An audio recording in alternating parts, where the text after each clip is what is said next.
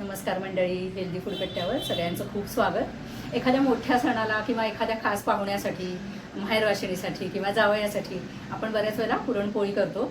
पण पुरणपोळीपेक्षा शाही पुरणपोळी म्हणजे त्रिपुर सुंदरी पोळी आपण आज करून बघणार आहे. तर तुम्ही पण नक्की करून बघा. खूप सुरेख झाली होती. फक्त मला एक तुम्हाला सांगायचं आहे, मी जरा शॉर्टकट वापरला. तर त्या त्रिपुर सुंदरी पोळीमध्ये खव्याच्या ऐवजी मी दुधाची पावडर घातली. पण तुम्हाला जर अजून छान रिझल्ट हवा असेल, मस्त पोळी जर अजून टेस्टी करायची असेल, तर तुम्ही मात्र दुधाची पावडर न वापरता खवा वापरा. म्हणजे ही त्रिपुर सुंदरी पोळी खूप खूप सुरेख होते. तर कशी करायची आपण बघूया. तर मंडळी, आज आपण करतोय स्पेशल अशी त्रिपुर सुंदरी पोळी.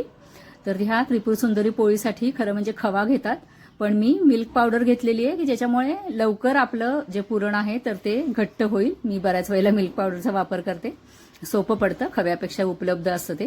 तर ह्या त्रिपुर सुंदरी पोळीसाठी मी 1 वाटी हरभऱ्याची डाळ रात्रभर भिजवून घेतलेली आहे आणि त्याचबरोबर त्याच वाटीने 1 वाटी बदाम पण मी रात्रभर भिजवून घेतलेले आहेत आणि त्याच वाटीने 1 वाटी दुधाची पावडर घेतलेली आहे.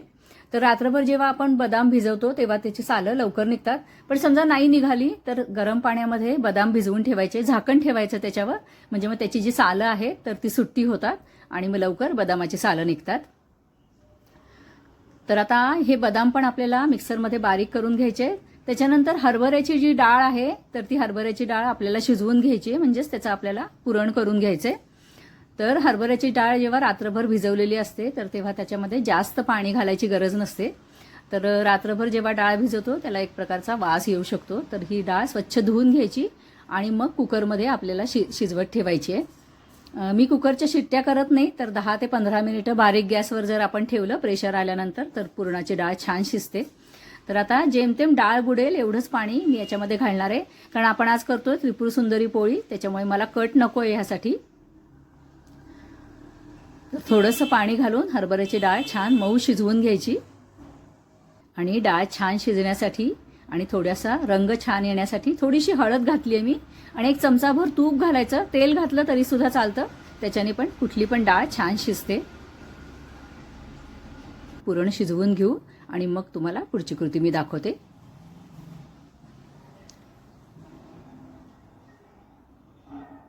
हे बघा, मी 20 मिनिटं बारीक गॅसवर ठेवलं होतं. डाळ आपली छान शिजलेली आहे, हाताने सुद्धा छान बारीक होतीये बघा. आणि आता ही डाळ मी मिक्सरमध्ये बारीक करून घेणार आहे, पण मी तुम्हाला सांगेन शक्यतो पुरण यंत्रातनंच बारीक करून घ्या, म्हणजे डाळीचे कण वगैरे राहत नाहीत. त्याच्यानंतर हे बदाम आहेत ते पण मिक्सरमध्ये बारीक करून घ्यायचे. बदाम जेव्हा आपण सोलतो तेव्हा ते पाण्यातच परत ठेवायचे, नाहीतर बदाम कोरडे पडतात आणि मग मिक्सरमध्ये लवकर बारीक होत नाहीत. तर ही डाळ मी मिक्सरमध्ये बारीक करून घेतली आहे. बदामाची पण पेस्ट करून घेतली आहे. बदाम पण सहजासहजी मिक्सरमध्ये लवकर बारीक होत नाही, तर त्याच्यामध्ये एखादा कण वगैरे राहिला असेल, एखादा तुकडा राहिला असेल बदामाचा तर काढून घ्यायचा, म्हणजे मग पोळी लाटताना आपल्याला पोळी फाटत नाही आपली.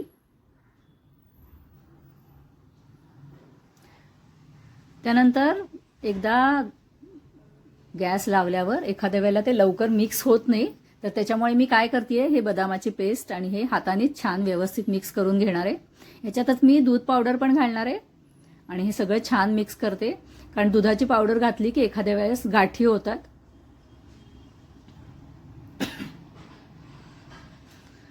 छान मिक्स करायचं आणि मग याला आपण चटका देऊया. जसं आपण नेहमी पुरणाला चटका देतो तसंच याला पण चटका द्यायचा आहे, म्हणजे शिजवून घ्यायचंय.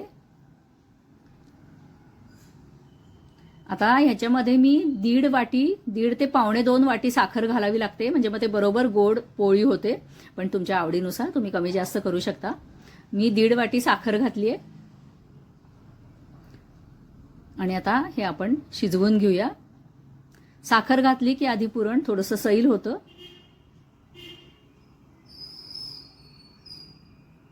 त्यानंतर ह्याच्यात दुधाची पावडर घातलेली असल्यामुळे ह्याच्यामध्ये मी तूप पण घालणार आहे थोडंसं, म्हणजे मग त्याला छान असं क्रीमी टेक्स्चर येईल. पण तुम्ही जर खवा वापरला तर तूप घालायची गरज नाहीये. फक्त 1-2 चमचे तूप मी घातलेलं आहे. नेहमीच आपण पुरण जसं शिजवतो तसंच आपल्याला सतत हलवत हे पुरण शिजवून घ्यायचंय. त्यानंतर आपल्याला माहिती आता उलटणं त्याच्यामध्ये उभं राहिलं, उलटणं चमचा जे काय घेतलेलं असेल ते, तर त्यावेळेला आपलं पुरण शिजलेलं आहे असं आपण समजायचं. तर आता हे पुरण शिजून तयार आहे मी गॅस बंद करते.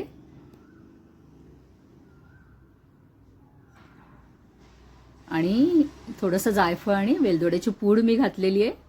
पुरण शिजवून बाजूला ठेवलंय. आता आपण कणिक भिजवून घेऊया. त्यानंतर मी असं सांगेन की आपण काही रोज पुरणाची पोळी किंवा हे खात नाही, तर त्याच्यासाठी 1 चमचाभर जर मैदा घातला ना, 2 चमचे मी 2 वाट्या कणिक घेतली आहे आणि तर त्याच्यामध्ये मी 1 चमचा फक्त मैदा घातलेला आहे. थोडंसं मीठ घालायचं आणि ही कणिक छान भिजवून घ्यायची. तेल पण घालायचं थोडंसं. थोडासा मैदा घातल्यामुळे काय होतं, त्याला छान लवचिकता येते कणकेला आणि पोळी आपली अजिबात फाटत नाही. मग अशी ही जुनी पारंपरिक पद्धत आहे. अशी आपटून आपटून कणिक तयार करायची, म्हणजे मग छान ती लवचिक होते कणिक आणि पोळी लाटायला सोपी जाते. आता हे जे तयार पुरण करून घेतलेलं आहे बदाम आणि दुधाची पावडर घालून, तर त्याचे मी आता आधी छान गोळे करून घेते.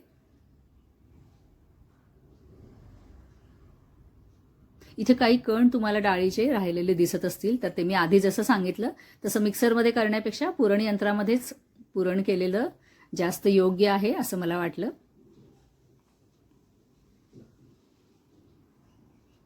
पुरणाचे सगळे गोळे मी तयार करून घेतलेले आहेत. आता नेहमी जशी आपण पुरणपोळी करतो तशीच आपल्याला पुरणपोळी करायची. हे बघा कणिक किती सुरेख झालेली आहे. एकतर ही कणिक मी तशीच 1 तासभर ठेवून दिली होती, त्याच्यामुळे पण त्याला छान लवचिकपणा आलाय. हे बघा छान तार आली आहे बघा कणकेला, तुम्हाला दिसत असेल.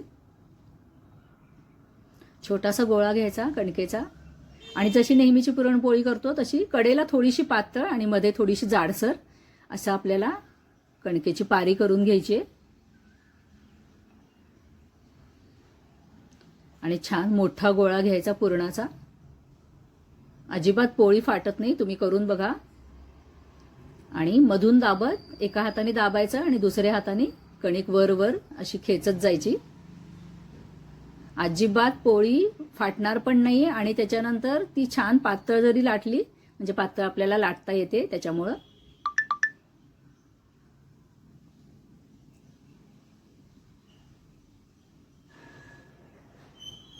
त्यानंतर डायरेक्ट पोळी लाटायला सुरुवात करायची नाही, अशी थोडीशी थापून घ्यायची आधी. पोलपाटावर पीठ घालून अशी थापून घेतली की जे आपण सारण असतं तर ते छान कडेपर्यंत जातं.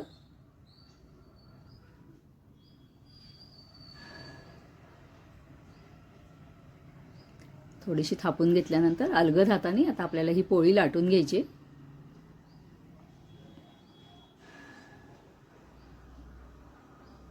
पीठ जेवढं कमी लावता येईल तेवढं कमी लावायचं. कुणी कुणी तांदळाच्या पिठीवर लाटतात, पण मला असं वाटतं तांदळाची पिठी लावली की थोड्याशा पोळ्या कडक होतात, त्याच्यामुळे मी कणिकच वापरते.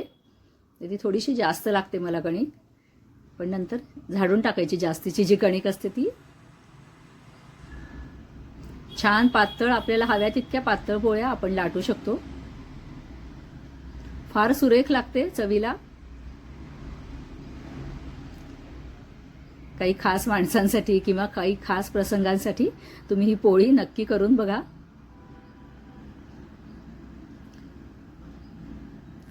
पातळ पोळी मी लाटून घेतली. एकीकडे तवा तापत ठेवला होता आणि मी थोडंसं तेल वर पण लावते, म्हणजे तव्याला ही पोळी अजिबात चिकटत नाही. तुम्ही नंतर पण लावू शकता किंवा तव्यावर पण लावू शकता, तूप लावू शकता.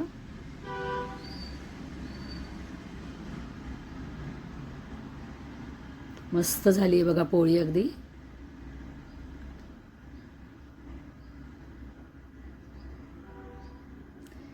मंडळी, कधी जरी पोळी केली नसेल तर नक्की करून बघा आणि तुमच्या प्रतिक्रिया पण मला नक्की कळवा.